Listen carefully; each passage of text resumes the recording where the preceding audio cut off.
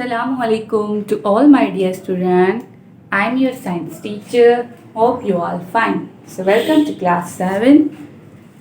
जैसे कि आज हम क्लास 7 का चैप्टर नंबर 1 पढ़ेंगे जो कि आपके पेज नंबर 1 पर है। Unit 1 structure of living organism. Living organism जानदार जो हैं उनका स्ट्रक्चर कैसे बना होता है, जानदार चीज़ों का। ठीक है, तो ये जो पिक दिखाई गई है ये है जिंजर। जिंजर हम किससे कहते हैं? अदरक को। ठीक है, ये जो इसके नीचे लाइन है, ginger is the stem of the ginger plant. Ginger क्या होता है? अदरक जो है वो अदरक के प्लांट की स्टेम होती है। ठीक है, तो आइए पेज नंबर 2 पर, और पेज नंबर 2 का फर्स्ट टॉपिक है हमारा structure of a flowering plant.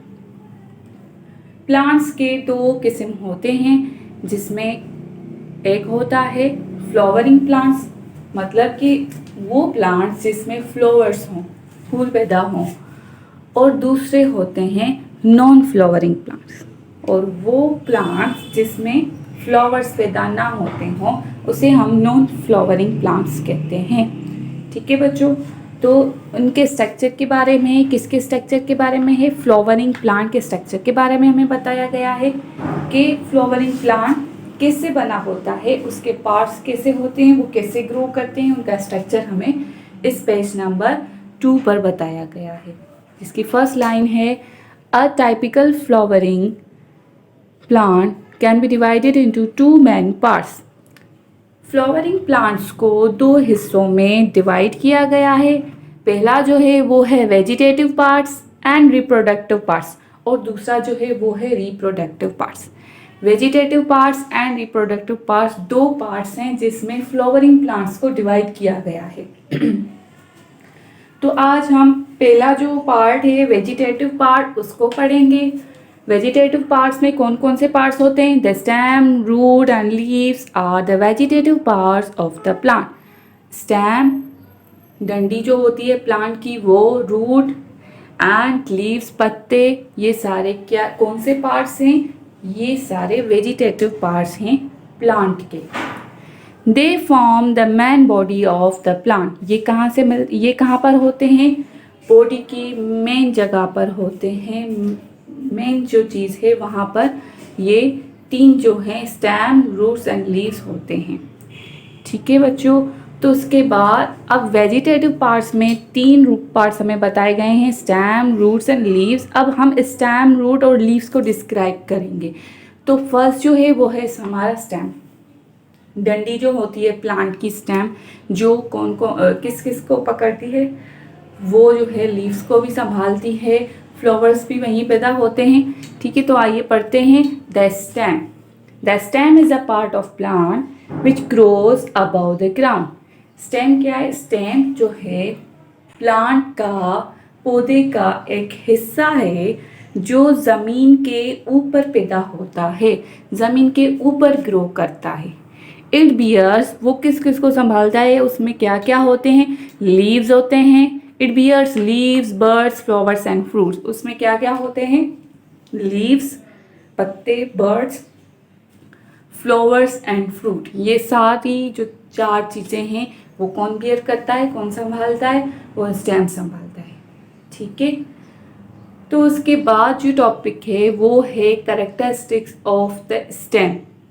अब उसकी खासियतें क्या है स्टेम की, वो किस तरह वर्क करता है, उसकी खुसूसियात क्या हैं, इस पैराग्राफ में आपको ये बताया जाएगा। ठीक है, वो किस तरह काम करता है, किस तरह वो पौधे की मदद करता है।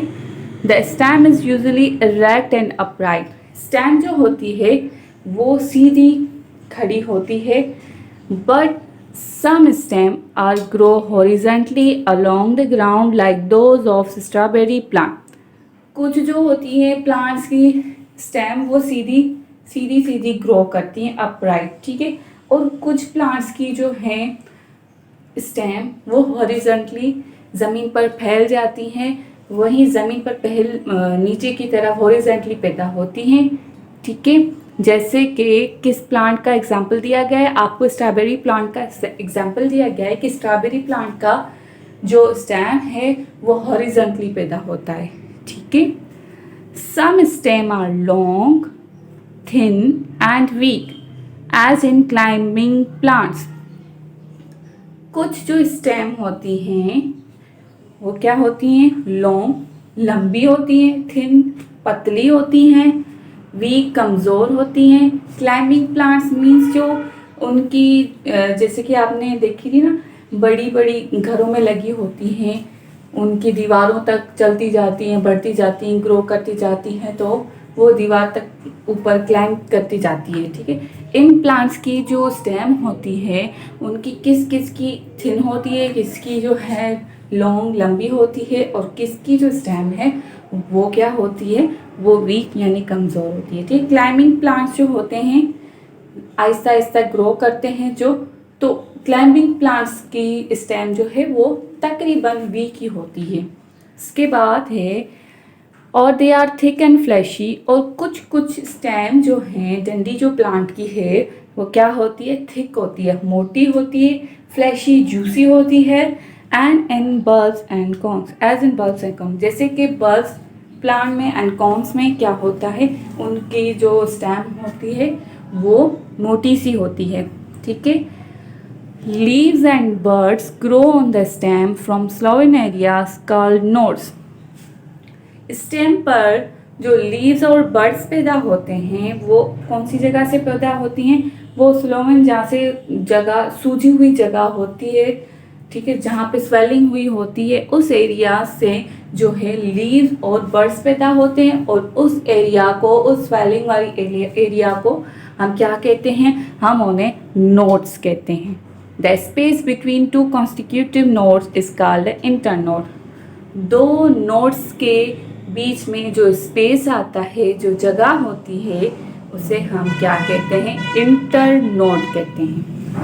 Some stems such as those of potatoes and gingers grow underground and store a lot of food.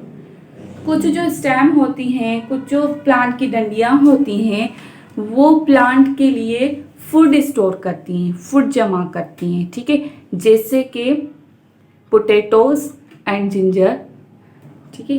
Potatoes और जिंजर का जो प्लांट होता है वो ज़मीन के अंदर पैदा होता है, उनकी स्टेम भी ज़मीन के अंदर ही होती है, और वहीं रहकर वो क्या करती हैं, वो प्लांट के लिए फूड स्टोर करती हैं। They have buds, nodes and internodes and are classified as underground steam.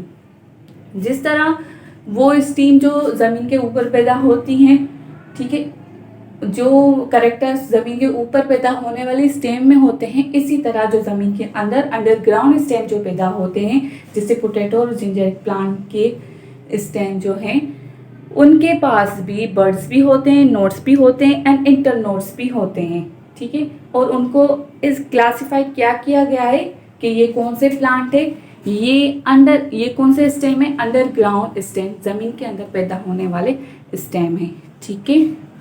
उसके बाद है young stem are green because they contain chlorophyll. जब स्टेम डंडियाँ जो हैं यंग होती हैं, मतलब जब पैदा होती हैं, थोड़ी सी जवान हो जाती हैं, तब क्या होता है, उनका कलर होता है ग्रीन कलर होता है। क्यों? क्योंकि उसमें क्लोरोफिल मौजूद होता है। और मुझे नहीं लगता कि आपको क्लोरोफिल बताना चाहिए, आप 7th ग्रेड के बच्चे हैं, क्लोरोफिल तो आपको पता होगा।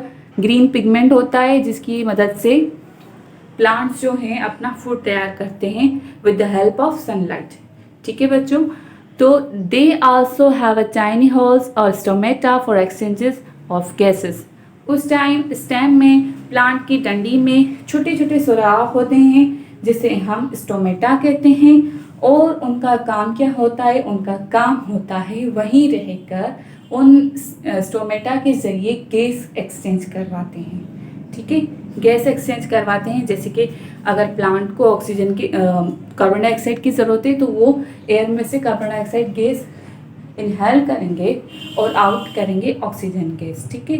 तो जो भी गैसेस एक्सचेंज का प्रोसेस होता है वो कौन करवाता है, वो जो है स्टेम करवाती है प्लांट में, ठीक है बच्चों।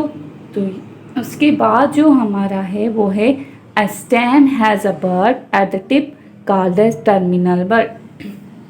प्लांट की जो डंडी जो स्टेम है उसके पास टिप होती है एक, जिसे हम टर्मिनल बड कहते हैं।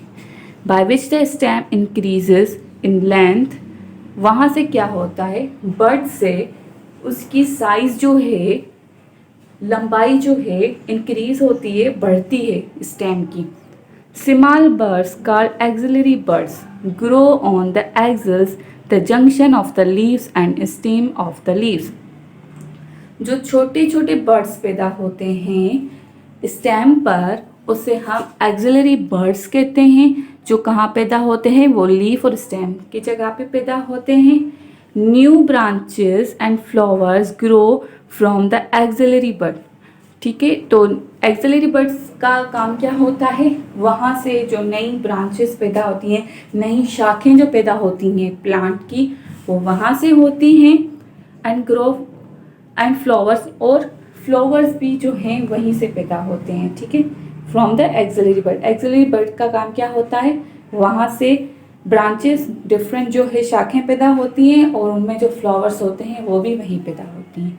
ठीक है बच्चों, तो ये था आपका स्टेम का टॉपिक जो आज हमने कंप्लीट किया। आप घर में पढ़ें। ये पिक्चर आपको दिखाई गई है जिसमें बताया गया है कि यंग लीफ है, इसके बाद शूट टिप, ये लीफ है, और एक्सिलरी बर्ड। एक्सिलरी बर्ड ये है जहाँ से फ्लावर्स और ब्रांचेस पैदा होती हैं। यंग लीफ दिखाए गए हैं आपको। ठीक है, ये आप घर में पढ़िए, इसको समझने की कोशिश कीजिए। अगर कोई चीज़ आपको समझ में नहीं आती तो आप फिर से ये लेक्चर सुन सकती हैं। ओके, अल्लाह हाफिज़।